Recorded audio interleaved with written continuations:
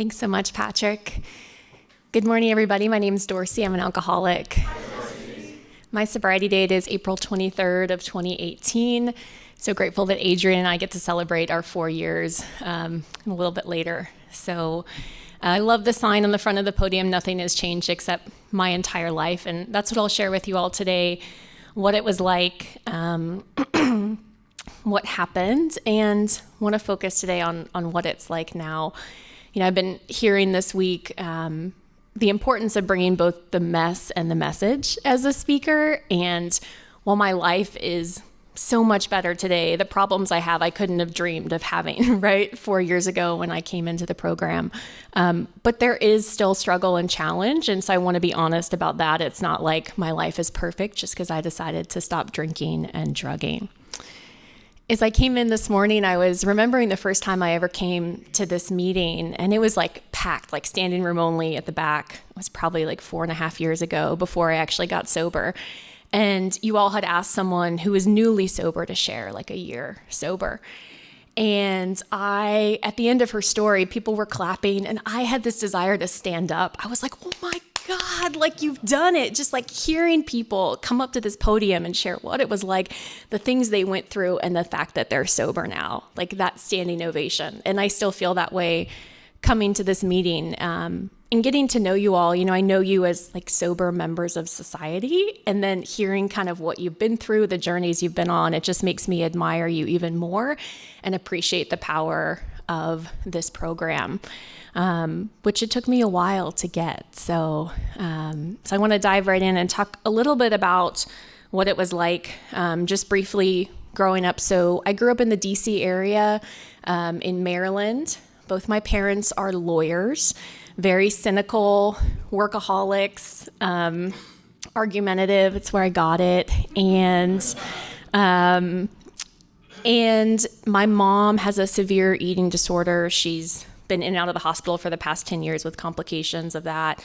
And my dad is now in the program. He was kind of a budding alcoholic when I was growing up. It wasn't like full-fledged, but they definitely laid down the patterns for me as I started to get into my teenage, like angsty years. I think probably depression started to set in.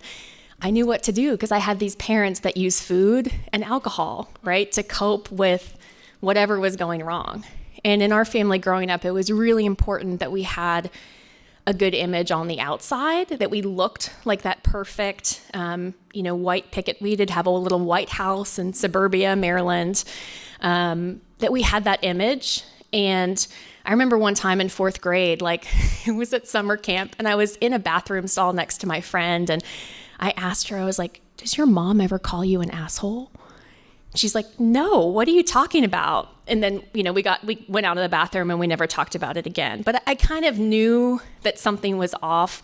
My mom is the child of an alcoholic, and obviously my dad, she married an alcoholic. So there was a lot of the isms in my family. I grew up with a younger sister who, thank goodness, does not seem to be one of us. She's like the kind of person that has like 1.5 drinks and is like, and like, I'm done. Oh my gosh. Like, not me at all. So I'm grateful for that. And she's always been kind of the peacekeeper. She talks about how she would just stay quiet as I talk back to my parents, was always fighting, rebelling. Because I knew, even growing up, like we would go to church on the holidays. We'd take pictures in our watermelon dresses on Easter and send them to my grandparents because both of my parents were really religious. And so we needed to look good to them.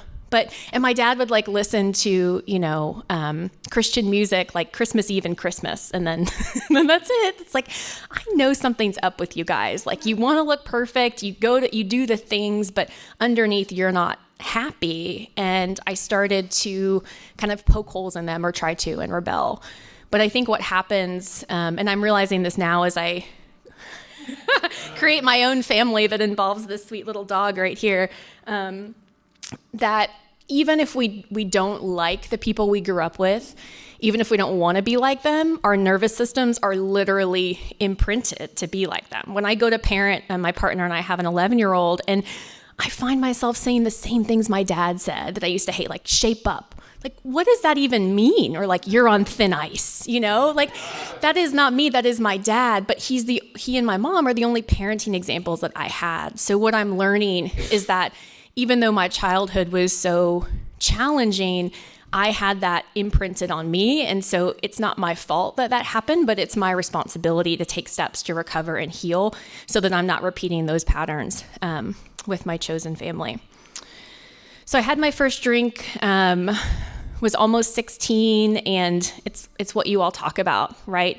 Was getting ready for a school dance. Growing up, my nickname was Dorky Dorsey. I was a huge nerd. I had these big glasses and braces, and was kind of terrified of, I went to an all-girls school, so I didn't really feel comfortable around men, but I knew that I wanted to get attention and be popular and all those things. And so this first time that I drank, I stole some of my dad's bourbon because you couldn't keep track. I mean, it was pretty easy to steal from him. And we took just a couple shots, nothing, before we went, but my cheeks were flushed, I was dancing, and it gave me the freedom to just relax and not be Dorky Dorsey, be like the party girl or party version.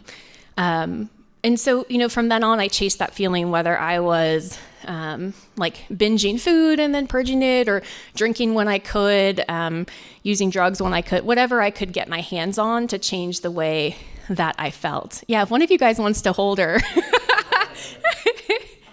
Happy. She's my little buddy.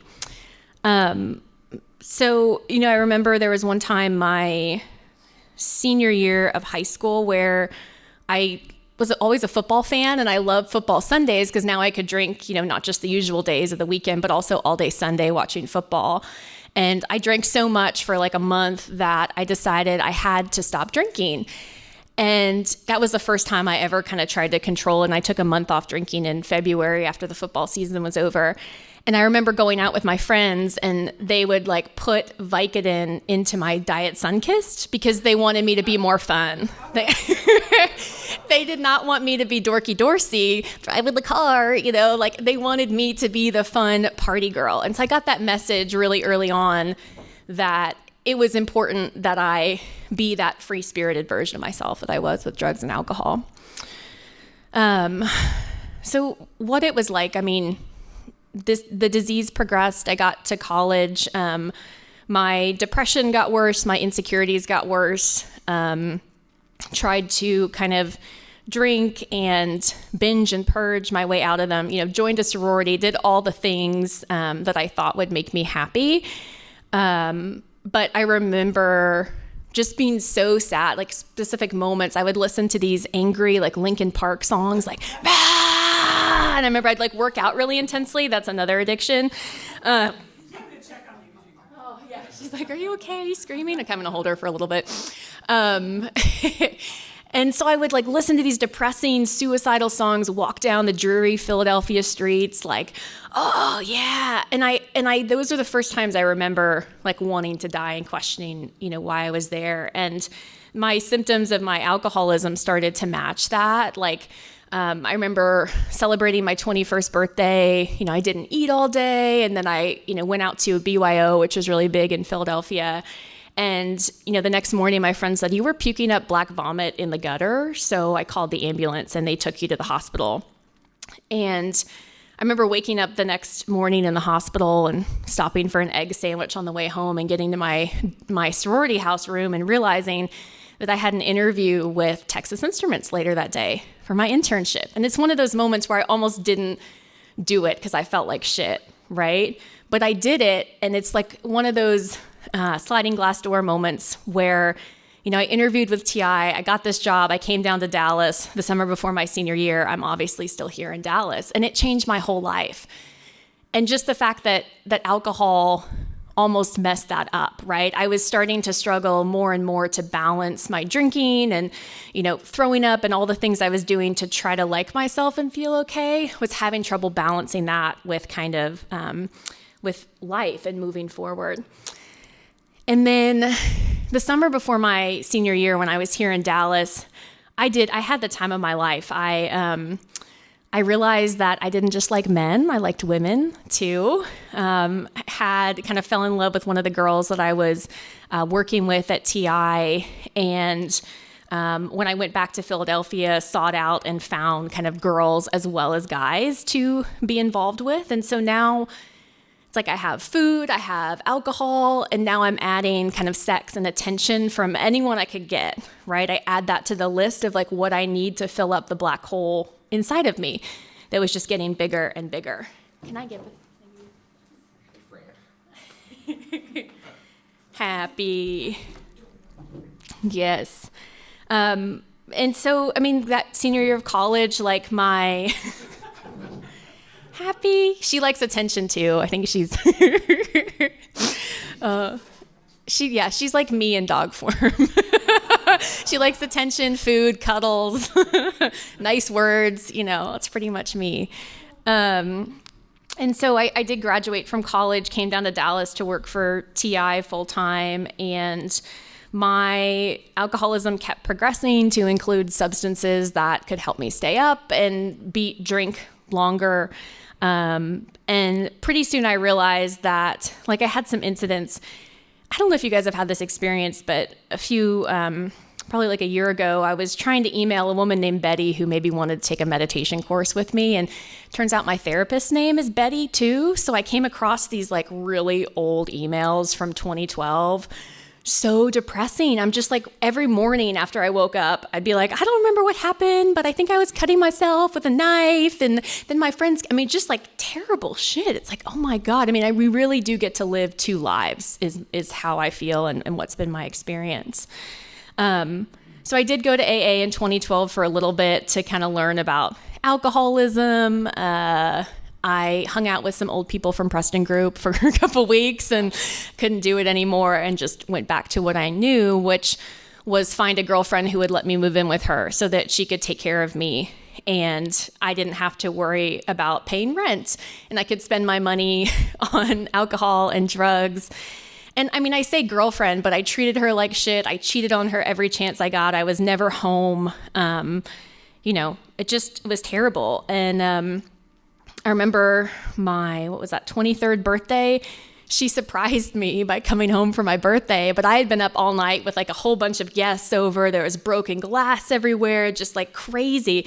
And she came home to surprise me, and I was so hungover we couldn't even do anything all day. So starting to kind of affect the relationships that I had chosen. And in May of 2013, and my depression was progressing throughout this whole time. Alcohol makes depression so much worse and gave me more reasons to hate myself and more reasons to dwell in shame. And I think also subconsciously, I realized I was literally becoming my parents that I hated so much growing up. And so in May of 2013, I was talking to my girlfriend. We had a pool table, which I loved, and was sitting on the side of the pool table, and I was telling her I wanted to die. And I'm like 5 drinks in, I'm like, I can't do this anymore. And she's like, Dorsey, stop talking like that. You're not going to kill yourself. Like, don't. We went on like that for a couple minutes. And then I said, fuck you. Like, I do want to die, and I'm going to go show you. And so I marched upstairs to our bathroom where I kept this like fun pack of medicine that I called it, like leftover muscle relaxers and sleeping, all the things I had. It's probably like 20 pills or so. And I just poured them all down my throat. And I smiled at her and I was like, I did it. See? She tried to get me to throw up, tried to get me to do all these things. But I marched to our closet, put on a long black dress, and I crawled in bed to die.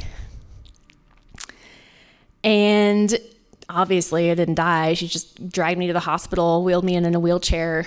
And I spent like 5 or 7 days at the psych ward at Parkland. It was terrible. And it scared me enough that I stopped drinking for 2 months. And again, like I'm trying to control it. I can't control it. Stayed sober for 2 months until it was July 4th. And I was just going to have a few. Like that mental obsession was already so prevalent for me. And so, I mean, it just goes on. Like, she finally kicked me out in September of that year for drinking and drugging. I even lost my cat. Like, you see, I'm a total animal lover now. Like, I'm obsessed with animals. And she was like, "You're not a fit mom. I'm keeping the cat." And it was one of the best things that ever happened to me because I had to go out on my own and take care of myself again. And I drank for about till the end of 2013. And a couple things happened with my family where my mom was I was driving my mom to the hospital shit-faced. And I was like, I emailed my lucky therapist. I was like, I have a problem. I have to stop. And since the end of 2013, I can count the number of times I've drunk alcohol on two hands. Like, I pretty much gave up drinking and switched to cocaine and pot, right? And even more women and relationships and things like that. And, you know, I've done so many things I'm not proud of. I've had an affair with a married man for multiple years while dating other women. You know, just done all sorts of terrible stuff that I never would have done sober. And, you know, I used to be ashamed, but looking back now, I really feel sorry for that person that I was. And I know I was doing the best I could at any moment without a program, without a solution, without a connection to a higher power. I was doing the best I could to get what I needed to keep going and stay alive. So finally it's like, you know, my sponsor always says, Stacy, she says, my path got narrower, like as I stayed sober. And my path started to get narrower even as I was not sober, but like I kept, like 2014, I stopped doing cocaine, you know, and I know it's not like I don't deserve a gold medal for that. I thought I did at the time. I was like, I'm down to just pot. Like, I remember asking for a trophy in 2015 from one of my mentors. I was like, I no longer drink or do cocaine. But my path did get narrower. Pot for me was like a gateway drug going back the other way. It was the last thing that I held on to for so long, and finally gave up like Vyvanse, you know, all those like that stuff, except for pot. And, you know, on the outside looking in, my life got so much better when I gave up the hard drugs and alcohol. But I think sometimes in this program, we glamorize marijuana maintenance and, oh, I'm going to smoke pot. And even I do it. Like, Adrian and I are always like, oh, see you tonight. Did you get that joint? Like, we still joke about relapsing on pot because there's something about it that doesn't seem as scary, right? I can't die from pot theoretically. But I can want to kill myself. I can feel like I'm in a fog all the time. I can hate how I don't want to be present. Like, I remember getting high before funerals, getting high before talking to people I really liked. Like, I just messed up everything because I wanted to put some sort of barrier between me and real life and what was happening. And so in 2017, I met my now partner, fiance, and her son, who was, I want to say 6 at the time. And we started hanging out a lot, and it became really clear, like I would go outside to take a hit off my little one-hitter, you know, thing every hour or so. And she was like, gosh, like, you smoke a lot of pot. I'm like, yeah, you know, just this kind of thing. And she's not one of us, so she didn't get it. She was like, oh, well, that's just something you can stop, right? And that year, 2017, to when I finally got sober, April of 2018, like, trying to get sober was so much harder for me than just hating myself for using, because I started to realize how addicted I was to everything, to attention, to drinking, to drugs. I went back and I was like, oh, I can drink wine with my partner. She'll protect me. You know, the same old things that happened. And finally, in December of 2017, I'm a yoga, like I was a mechanical engineer, left the corporate world in 2016 to bring mindfulness and yoga to the corporate world. So I started meditating in 2015 while I was still using, right? So Patrick mentioned step 11, like that. It's funny. I mean, I think that's part of that self-awareness and connection with something bigger is part of what helped me get sober. But I basically, taught people how to calm down while I would like pregame our meditation classes, smoking pot. Like, it's just bullshit. And in December of 2017, I facilitated a weekend retreat for people at, I think it was Maggie's house. It was a sober living facility. And was so funny because I did a lot of yoga retreats out at this retreat in the Pines spot. And these girls are like, they're smoking cigarettes, they're vaping, they're not quiet during the classes. I was like, who are these people? Like, what are they doing? But they invited me to one of their meetings, and I got to sit down and listen to an AA meeting, and they kind of knew I had struggled in the past with alcohol and things like that. And they said, well, why don't you come to our smoking gun, meeting? And so that was kind of my resolution going into 2018, that I was going to try this AA thing, because I couldn't. After 6 months, I was finally willing to admit defeat and say I couldn't do it myself. So my plan was like, I'm going to come up with Dorsey's AA. Like, I'm going to audit like one meeting a week, hear what I need to from them, and engineer this thing out. I got my first sponsor, Pat from Preston Group, and I remember we'd always go to Corner Bakery and not actually buy anything, but sit in one of the booths. And she took me through steps 1, 2, and 3. And I did all the work of Dorky Dorsey loves homework, but I didn't stop smoking pot. So I'd come and I have all these sheets of paper. I'd want to talk through it. And she'd be like, well, when's the last time you used? I was like, oh, well, last night. She was like, that doesn't work. And that's something I've always, it's like we have to admit defeat and let go of that thing that's between us and the world before we can really do any of the real work to stay sober and be connected with something bigger than us.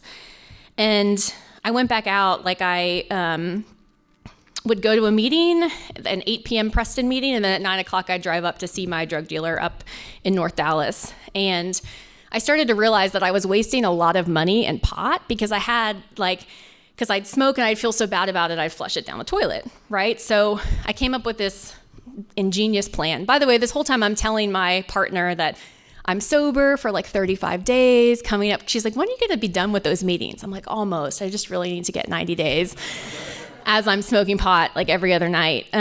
So I would go to my dealer. She'd give me just enough for the night. And then, I'd kind of get that under control, whatever that means. But finally, I was going to Whiskey and Milk in March and early April. And I started to really pay attention to the doctor's opinion and this idea of the mental obsession and the physical allergy.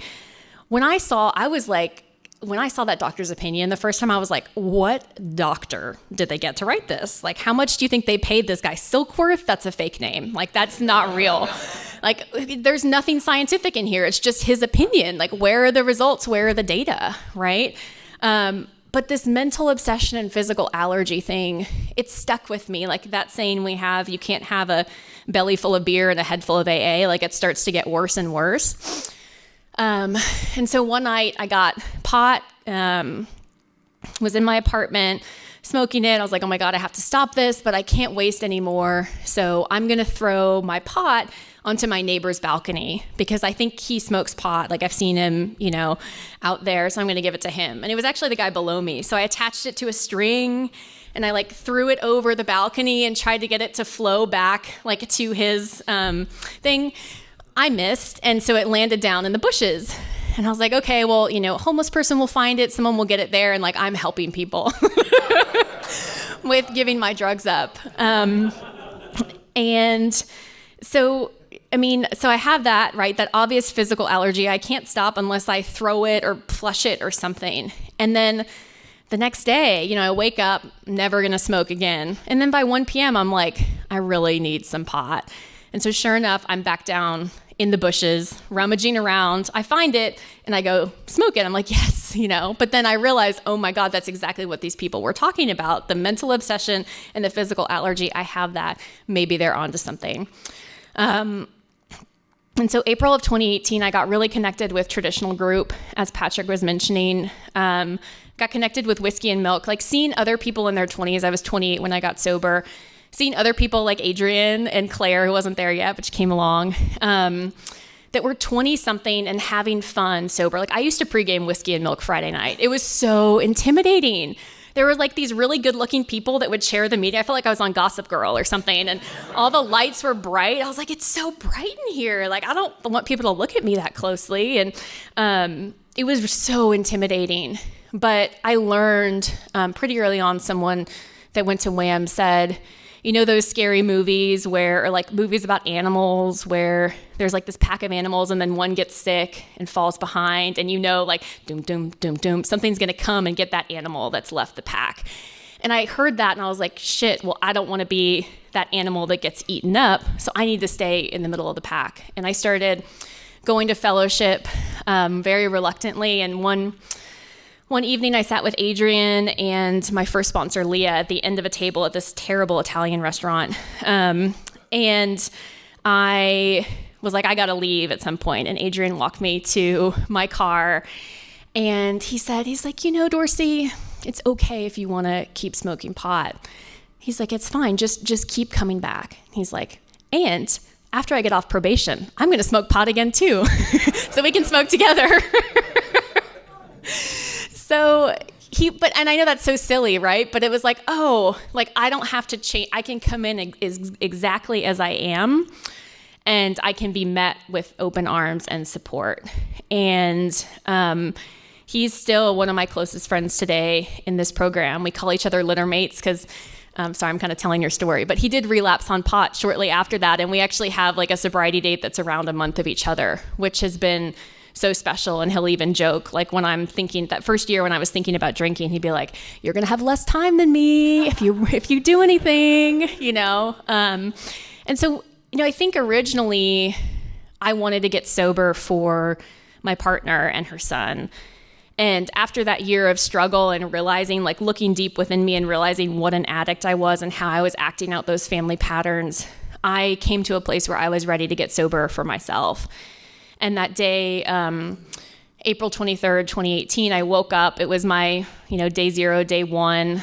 I had smoked the last of what I had the night before. I had just come back from a 10-year high school reunion where I was high the whole time telling people I didn't drink anymore, and it was so great and they had to try it, right? And I couldn't live like that anymore. I got a sponsor, Leah, who was younger than I was, which is exactly what I needed. She had a year. She had everything I wanted. She did her highlighter on her cheeks really pretty, which I do now. I copied her. Like I still emulate Leah a little bit. I love her. She was like the queen of WHAM, but she was my sponsor and she literally read the big book to me. Like we didn't read it together. She read to me in person. And I was radically honest. I told my partner, actually, I went to lunch with her on April 23rd and said, I've been lying to you. Like this is actually my day 1. And she was gutted, but having that honest support system, going to Preston group that day, saying this is day 1, and letting myself really be supported by the group and the fellowship. So I worked the steps really quickly. Again, Dorsey was like ready to do the homework and, you know, get some relief. I went through the steps really quickly. I started volunteering at Nexus and doing some H&Is. I was almost every night I was at a meeting and fellowship, and it really hurt my relationship at first because my partner's like, oh, you got sober, we're supposed to be together, and now all you do is hang out with your AA people. But that's what kept me sober, especially that first year. And as I look back over my sobriety, it's kind of like the meetings I was going to really defined where I was. So that first year or so, year and a half was all about WHAM and traditional group. Still love those folks, a lot of whom are in here. And then around the pandemic, I needed a virtual meeting. And so I found the Penguins group. I don't know if any of y'all have been, but it's a virtual meeting that met at noon, literally every day except for today, Sunday. And got to hear so much wisdom from people like Linda and Stan, just who have decades and decades. I was the newest person in there by far for the most part, and would go on a walk every day. I bought this contraption that would hold my phone like in front of my face while I walked so I could walk outside and be on a Zoom meeting. And then, you know, about a year, maybe like 6 months ago, I started to realize I needed to get back in person. And that was when the opportunity came to be of service here at Sunday Morning Live with my sponsee, Claire. And so we've been making coffee here pretty much every Sunday, one of us, maybe both of us, or Lisa or Patrick's helping out.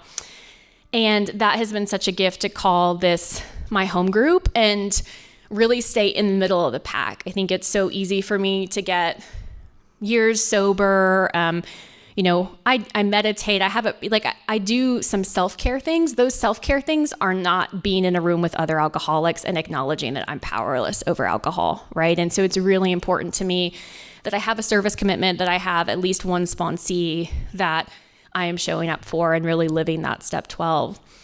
I also, in the past 6 months or so, found a women's group. It's actually a double winter meeting. I've started the Al-Anon 12-step program as well. You guys probably guessed that with all the family stuff I started with. But having a women's group has been really powerful. And I feel, even though I'm making, 2 or 3 meetings per week, I'm talking to sponsee, sponsor, and really learning what it means to have longer term sobriety and stay connected to a higher power and stay connected to you all. So I want to talk a little bit about the steps and kind of what they mean to me in my life. So that first step 1, right? Admitted we were powerless over alcohol, that our lives had become unmanageable. I struggled with that for so long. Even I was working with Pat, in January of 2018, doing all the writing, but not really admitting it. The family I grew up in, saying you were powerless was like opening yourself up to be gutted in multiple different ways. Saying I'm wrong, saying I'm vulnerable, saying I can't do it. It was like a death sentence, at least emotionally. And so I learned to be armored, to be like this, to be powerful, to be in control, to be in charge. In fact, if you ask my partner, that's the one thing still today that I'm working on, is that desire to be in control. And so when I finally got the program in April of 2018, I learned to see that powerlessness as the biggest gift, because it's really exhausting to carry the world on your shoulders. It was for me to be like, well, I'm in charge, I'm orchestrating, I'm the director, I'm doing everything. And to realize that I could turn it over and I didn't have to be in charge, in command, or responsible for everything. I could just let, this happen or this happen. That's what I remember sharing that at Nexus all the time, that that is my biggest gift, that what I thought was a curse has actually turned out to be the biggest blessing of the program. It's not about me. It's not about me. I'm powerless and my life is unmanageable without this program. Step 2, came to believe in a power greater than myself. I mentioned growing up how we'd go to church for the days that it looked good in pretty dresses and stuff. And so I was pretty cynical, was an engineer, scientific. But at some point, actually, again, before I got sober, it was around the time I started meditating. I read this book, The Question of God, and it was C.S. Eliot and I want to say Nietzsche, maybe. Anyways, it was a guy who believed in God and a guy who didn't believe in God, letters going back and forth. And I stopped reading halfway through because the person that believed in God was always happy and hopeful and joyous, and the person who didn't believe in God was always cynical and depressed and trying to make a point. And I realized, and I looked into research. Again, I'm sorry, I'm a scientist, so I'm going to tell you guys, scientifically, it's good to believe in God. But it really is, people who have faith in something bigger than themselves, they live longer, they're happier. And that was what I needed to be open to the idea of something bigger than myself.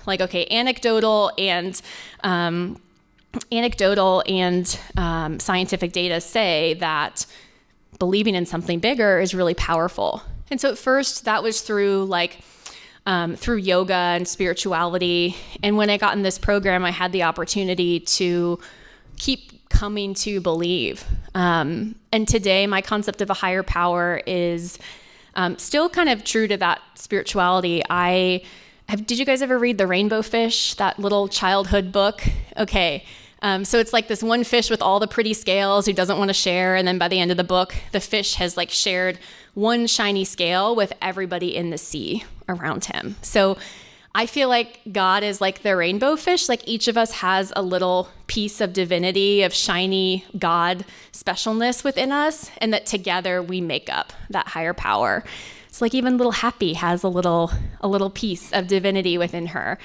And that has helped me stay connected and also remember that even if I don't feel connected or I'm kind of all in my head about me, myself, and I, just getting to a meeting, I'm immediately surrounded by what I consider to be God, right? God consciousness, because you all as a fellowship, as a group, are bigger than me. And that's still evolving. Like, who knows what my conception of God will be, but I love, as Adrian was reading the steps, right? It's like, as we understood him is in here multiple times. And I feel such freedom in this program to believe, even if I'm an agnostic, there are meetings for that. It's like, whatever you need, just like come in, keep smoking pot if you want, right? Like, we got you. Just don't leave. Just somehow stay in the pack, and you'll get it if you stay long enough. Step 3, made a decision to turn our will and our lives over to the care of God as we understood him. This is a decision that I make at least daily, usually more times a day. I did it formally, obviously, when I was working the steps every time. But for me, like, I recognize on a regular basis that I am trying to run the show, and that make a decision to not be in charge is really powerful. Something that I heard at a women's meeting that the Wednesday night women's meeting that I go to, one woman said, I have a to-do list and I have a to-pray list. And that really helped me understand, because I'm a to-do list, like type A, if you can't tell, person. And so I think about that every morning. I think about what I'm going to do and what I'm going to pray about, who I'm going to pray about, and what I'm going to entrust God to take care of. And it's really helped me to let go of control and trust that, as Tom always says in the traditional group, right? God can't move a parked car. Like, I gotta move the car, but trust that God will help me to steer it along the way. Steps 4 and 5. So made a searching and fearless moral inventory, and then share it with God, with myself, and with another human being. This was really comforting for me. I know a lot of people resist step 4, but for me, again, like a homework, an action step, like I felt like I was like pulling venom out of my body and my mind and my nervous system that had been there for so long. And the step 4 is something I still do on a regular basis, sometimes like a mini step 4, which is, you can also call it a 10th step, I realize. But I'm really aware of when I'm blocked from the sunlight of the Spirit, like when I've been a little bit dishonest, or when I'm in fear, or when I'm holding a resentment against my 11-year-old because he never says thank you when we make him food. Like those things, I have a solution now. So I've done 4 formal inventories and like 5th steps in my 4 years. And I've always been action oriented, but I think it's so important, and not just to keep those to myself like you might do with a 10th step, but to really get in front of a sponsor and share. And something that I've really been exploring lately is the softer side of the program, and like how I cannot be all the time like, how could I hold on to this? How could I do this? But just to be more compassionate to that prior version of myself and see the good in this process that I'm working. Step 6 and 7, became ready, and then humbly asked God to remove our shortcomings. I was reading the 12 and 12 last night, and the first line of step 6 is, this step separates the men from the boys, right? It's so hard. And these steps are the ones I hear old timers talking about the most. Like, they live in 6 and 7, and like realizing what needs to be shifted, and then humbly asking God to support them. And something I did with my first sponsor, Leah, we wrote down all of my character defects, and then we folded the page in half, and we wrote down what God would have me be on the other side. So I've kind of committed that to memory. May I be humble, thankful, forgiving, like those, what God would have me be. And so sometimes in the morning I'll say the 3rd step prayer, and then I'll go through that list of what God would have me be. And it's a more compassionate way, instead of being like, you've got all these defects, for me to focus on what I'm moving towards and what I'm living into. Steps 8 and 9, making a list and then making amends. My list thankfully has gotten shorter and shorter with each inventory, which I guess means the program's working.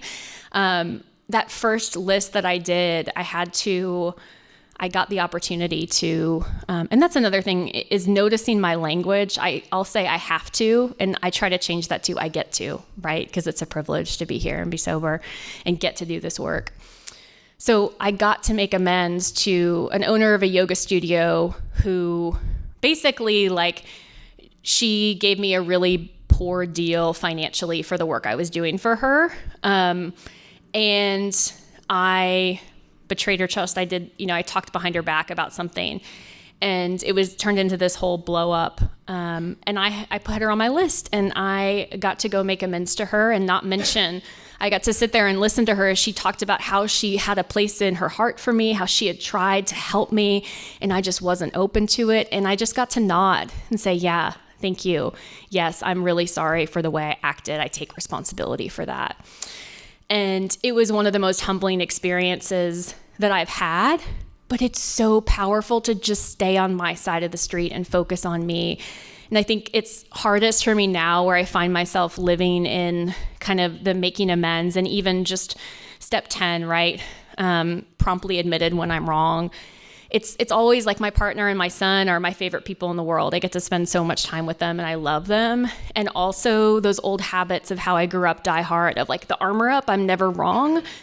And so something I've had to practice over the past few years is saying to my 11-year-old, you're right, I'm wrong, and I'm sorry. And this is everything from like, when I dug up his pumpkin plant because I thought it was ugly and he was trying to grow a pumpkin, to when I give him a dirty look, like I'm realizing one of my character defects is apparently my eyes. Like I have what's called a Dorsey look. So my jaw juts out. It's like really scary apparently for other people. For me, it feels powerful. Oh my God, I got so many character defects to work on. But anyways, my son will be like, you looked at me like that. And he like can't get past it because he's so sensitive. My partner and my son are both like, they call themselves M&Ms, like a hard shell on the outside and like soft and gooey on the inside. And so I've had to say, yes, buddy, even if he's being a little shit and like doing other stuff, it's like, oh, yes, I looked at you. I did that. I know you don't like that. And I did that. And it's a reaction. And I'm trying really hard to work on it and get better. And especially so my partner and I'm going through IVF treatments right now. So we're trying to grow our family. Again, problems I never thought I would have had 4 years ago. And it's really exciting. I'm also on a lot of hormones. And it's been this way for several months, like the different processes you have to go through. But I was driving my son home from karate yesterday or the day before, and he goes, so how do hormones cause mood swings? And I was like gonna crack up and be like, oh, I'm sorry, but I realized he's just asking a question, and I get to just listen and have a good discussion with him. So we ended up looking it up, like the different ways that those hormones affect the neurotransmitters in the brain, and we had a discussion about it. And he's really caring and sweet and open to learning. And you know, kids, like I'm sure I was this way, but they're just so resilient. Like he'll be upset and crying and the world is gonna end, and then 5 minutes later, I love you. Are you doing okay? You know, and he does this thing like, you good? You good? I think he's a little afraid that I'm not good because of the hormones. But he's like, but you know, he's just like, he's the love of my life and my best teacher. He drives me crazy a lot of the times, but I think I need that anyways in my program, people that will push me to keep becoming more patient and tolerant and loving. I can't imagine what better problem to have than becoming less controlling, more present and kinder with my son and my partner and myself. And I live in that 10th step and that ability to admit when I'm wrong. And it's like, I will notice myself. It feels like I'm going to die if I admit that I'm wrong. Like there's that trauma from childhood of opening myself up. And I'm starting to carve new neural pathways in my brain. I was doing a journaling exercise this morning. What we practice grows stronger, right? And I have barely used these pathways of admitting I'm wrong, right? But this program helps me to strengthen those pathways so that today, when I go to a bar or a party, my partner even accidentally took me to a wine tasting a few months ago, which she didn't. She's like, oh, I didn't realize. And she doesn't drink anymore, which is another story, but she's not one of us, but that has changed our relationship so much for the better. But I can stay sober. It's now a habit pattern. I don't have to think about it. I'm not making a decision to be sober anymore. It's just who I am. And it's the identity that I've created, and it's the identity that I step into when I come into these rooms when I connect with a higher power. And step 11 is a huge part of my program. When I came in, I knew how to meditate. I didn't know how to pray. So I learned a lot of the prayers in the book to help me learn how to pray. And, today in the program, I meditate and pray anywhere from 30 to 60 minutes a day. And it's like non-negotiable. It's how I stay sane and connected and sober. And even moving in with my partner and her son and hopefully growing our family, like I realize all of this is going to need to shift and be accommodating to family. And I really look forward to keeping the program and spirituality as number one as well, and navigating that and being the example I want to be for my family. And then the prayer part. So I remember I was day 8 sober, and I called Kathleen and I said, Kathleen, you gave me your number at traditional. I just need some support. And she said, okay, let's say the 3rd step prayer together. And I recited the serenity prayer to her on the phone. And I was so embarrassed that I got the prayer wrong that I went home and I memorized the 3rd step prayer. And that's just been part of my practice. Another old timer I think about is Linda, and she would say in traditional, there's like a higher power grid that I plug into every morning. I like go up and just like hook onto it. And so I think about her, I think about Kathleen, and so many of the women and men who have walked before me who have made this path possible. And then step 12, that's where the fun is, right? That's where I get to live this program, not just in these rooms, but everywhere. That's where I get to be a sponsor. I love Claire. I'm going to embarrass her, but I just love her so much. And she texts me readings every morning, which helps me stay connected and grounded. And she really inspires me with her growth and commitment. And it's been so fun to do the coffee together. And then just in terms of like practicing these principles, I mentioned my growing family is a big place I get to do that. I also own a business bringing wellness into organizations. And so we do mindfulness-based training. And my sponsor knows that a lot of my resentments have to do with the other contractors I work with and like managing that. And it's like, how do I practice what I'm preaching, whether it's like a mindfulness class I'm teaching or, coming to a meeting. It's like, how do I live out those principles, not overtly, but like implicitly, like they're part of who I am. And that's my biggest challenge and what I think I'll be working on for the rest of my life. And that's what I hear from old timers from readings, is that this is a lifelong program. I thought that the work was April 23rd, for the next month to 2018, like just being sober, just stopping using. But I've realized it's like you walk through that doorway and then you see this crazy lifelong journey ahead of you. And I'm going to use one more math analogy because I'm a nerd. But like if you think about, axes on a graph, and like, what an asymptote is, where you get closer and closer to the line, but you never touch it. I feel like that's what this program offers us to do in the beginning. It's like a huge change, right? We're like, whoo, like, wow. And then as we get further and further along in the program, the changes aren't as visible or measurable, but we're getting closer to that image of God, to that place of living in the present moment, connected to a higher power. And I'm grateful that on this journey, I have friends that can say to me, oh, you're actually, you've done this differently, or you're making this little step and this little progress. And even just opportunities like this today to share my story, be like, oh yeah, like you're getting pregnant. Like that's a huge deal, and you're still sober, which is surprising. You would think, oh, pregnant people would definitely stay sober, but all the hormones was like, I don't know.